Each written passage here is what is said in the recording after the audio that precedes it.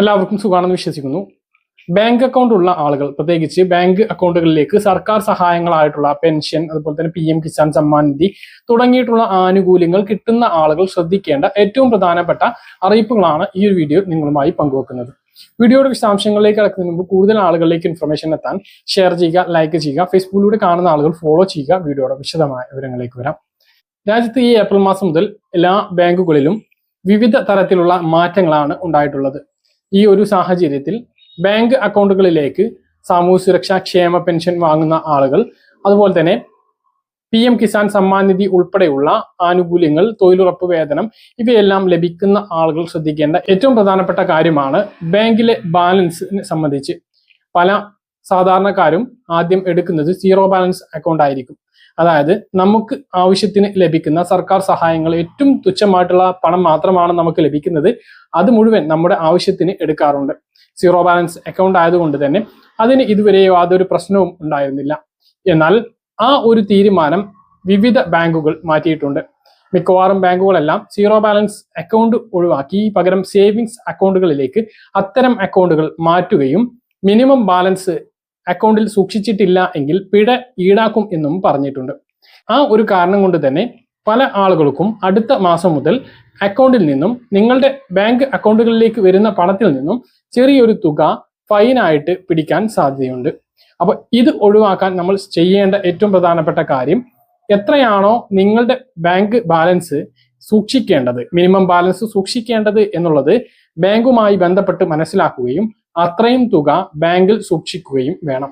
1000 രൂപയാണ് minimum balance സൂക്ഷിക്കേണ്ടത് എങ്കിൽ മിനിമം ഏറ്റവും കുറഞ്ഞത് 1000 രൂപയെങ്കിലും നമ്മൾ ആ അക്കൗണ്ടിൽ നിന്നും എടുക്കാതെ അവിടെ തന്നെ ഇടണം. നമുക്ക് ബാങ്കിൽ നിന്നും ലഭിക്കുന്ന വിവിധ സേവനങ്ങൾക്ക് വാർഷിക ഫീസ് ബാങ്ക് ഈടാക്കാറുണ്ട്.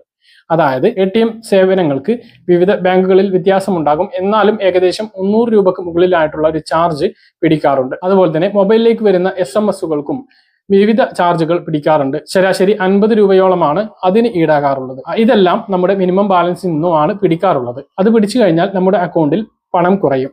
പലിശ വന്നിട്ടുണ്ട് എങ്കിൽ ആ പലിശയിൽ നിന്നും ഇത് കുറയാൻ സാധ്യതയുണ്ട്. എന്നാൽ അത്തരം പലിശയൊന്നും ബാങ്ക് അക്കൗണ്ടിൽ ഇല്ലാതെ വെറും മിനിമം ബാലൻസിൽ കിടക്കുകയാണ് എങ്കിൽ ബാലൻസിൽ നിന്നും ആ ഒരു തുക കുറയുന്നതാണ്. ആ ഒരു സാഹചര്യത്തിൽ എത്രയാണോ മിനിമം ബാലൻസ് അതിൽ കുറവുള്ള തുക നമ്മുടെ ബാങ്ക് അക്കൗണ്ടിൽ നിർത്തി വേണം പിന്നീട് നമുക്ക് ലഭിക്കുന്ന ആനുകൂല്യത്തിൽ നിന്നോ ബാങ്ക് അക്കൗണ്ടിൽ നിന്നോ പണം പിൻവലിക്കാൻ.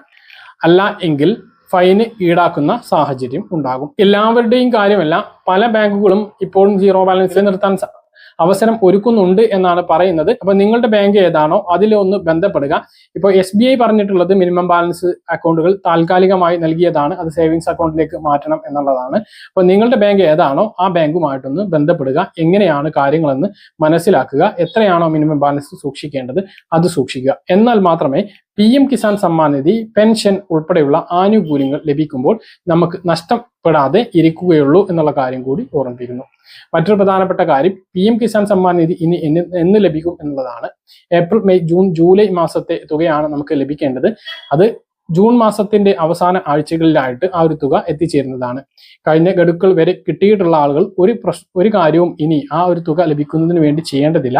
കഴിഞ്ഞ ഗഡുക്കളെല്ലാം മുടങ്ങിയിട്ടുണ്ടെങ്കിൽ എന്തുകൊണ്ടാണ് മുടങ്ങിയിട്ടുള്ളത്, അതായത് KYC, land verification, Aadhaar seeding മുതലായ കാര്യങ്ങളിൽ എന്തെങ്കിലും ചെയ്യാത്തതുണ്ടെങ്കിൽ ആ കാര്യം ചെയ്യാൻ വേണ്ടിയിട്ട് ശ്രദ്ധിക്കുക. അതുപോലെ തന്നെ പെൻഷൻ ഇനി 1 മാസത്തിന് ശേഷമായിരിക്കും നമുക്ക് ലഭിക്കുക. അതായത് ഇനി മെയ് മാസം അവസാനത്തോടു കൂടിയിട്ടായിരിക്കും പെൻഷൻ വിതരണം ഉണ്ടായിരിക്കുക. കുടിശ്ശിക അതിനിടയ്ക്ക് വിതരണം ഇല്ല എന്നുള്ളതാണ് ഇപ്പോൾ നമുക്ക് ലഭിക്കുന്ന വിവരങ്ങൾ. മറ്റൊന്ന് തൊഴിലുറപ്പ് വേതനമാണ്. തൊഴിലുറപ്പ് വേതന വിതരണവുമായി ബന്ധപ്പെട്ട അറിയിപ്പുകളൊന്നും ഇതുവരെ ലഭിച്ചിട്ടില്ല. എന്തെങ്കിലും സൂചനകൾ ലഭിച്ചാൽ ഡെയിലി അപ്ഡേറ്റിൽ നിങ്ങളെ അറിയിക്കുന്നതാണ്. പറഞ്ഞ കാര്യങ്ങൾ കൃത്യമായിട്ട് മനസ്സിലാണെന്ന് കരുതുന്നു. ഇതുപോലെ ഇൻഫർമേഷൻ ലഭിക്കാൻ ചാനൽ സബ്സ്ക്രൈബ് ചെയ്യുക, ബെൽ ഐക്കൺ എനേബിൾ ചെയ്ത് വെക്കുക. മറ്റൊരു വീഡിയോയുമായി നമുക്ക് വീണ്ടും കാണാം. ദൂരേക്കും ബൈ.